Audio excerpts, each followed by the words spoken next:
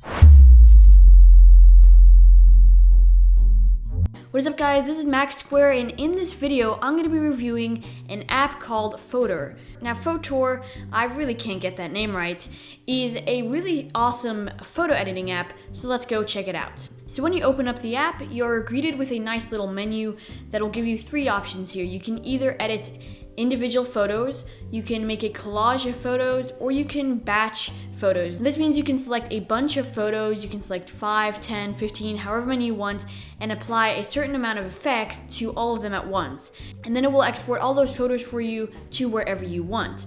Now let's go ahead and take a look at the edit menu first. So once you click that, you can select some photos to bring in. You can drag in any photo that you would like. You can just drag it in from your Finder window, but you can also select it by just selecting the click here to start. So I'm just gonna grab this photo here.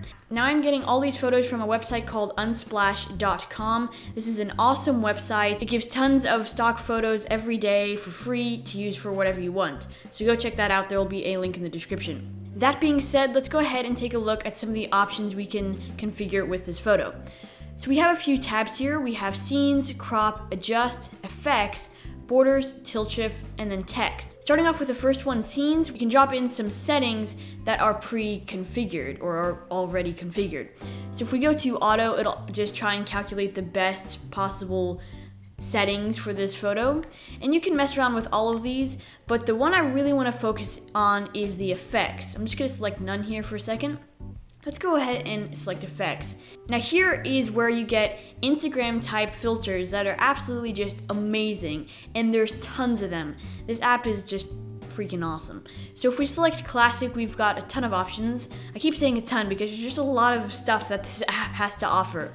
And you can mess around with a lot of these. I won't go through all of them. You can see there are some really cool looks and styles.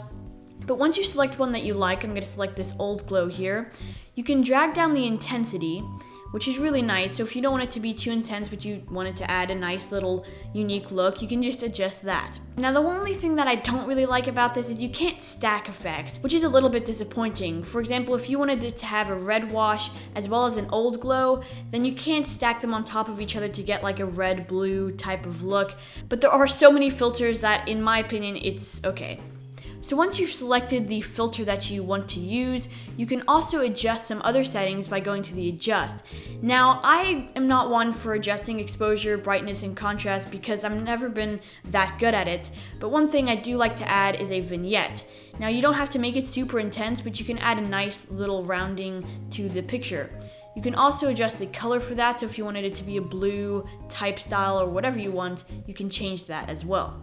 You can also add a border to the photo, so if you go to simple, you can add a whole bunch of here, and then again, there are a ton of options, and I'm just going to select gloss over here. One thing I would like to note is you cannot adjust the width of the border, so you can't have it a nice thin one, or you can't have a super thick one, so that is one thing I would like to see maybe in another update. Now in the tilt shift tab, you are allowed to add a focus to your photo, and you can make this pretty big, and this is a really nice little look here, and you can adjust the type of focus, so you can have it to be f22 or f16, f8. You can go all the way down to f1.4 if you wanted a really super blurred look.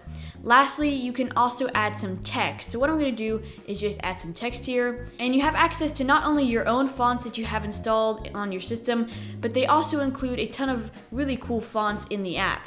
But for now, I'm just going to scroll down and choose one that I was messing around with earlier, and that is called Ostrich Sands. I never can get that name right. You can adjust the size by going to the top and just simply selecting the size, and then you can just move it to wherever you would like. And you also have the option to adjust the opacity, rotate, and shadow. So once your photo is complete, what you can do is just simply select export. Then you can either save it to your computer, send it via email, Facebook, Flickr, or Twitter. I'm just going to save it to the computer for now and just save it to the desktop. Now you have the option to resize the photo, which is really useful if you have a super high quality photo and you're trying to scale it down, and you can adjust the quality as well. Now just before we head out of this view, I want to note some of the settings down here. We do have the option to look at all the information from the photo that was taken. It'll show you the type, the dimensions, the size, etc.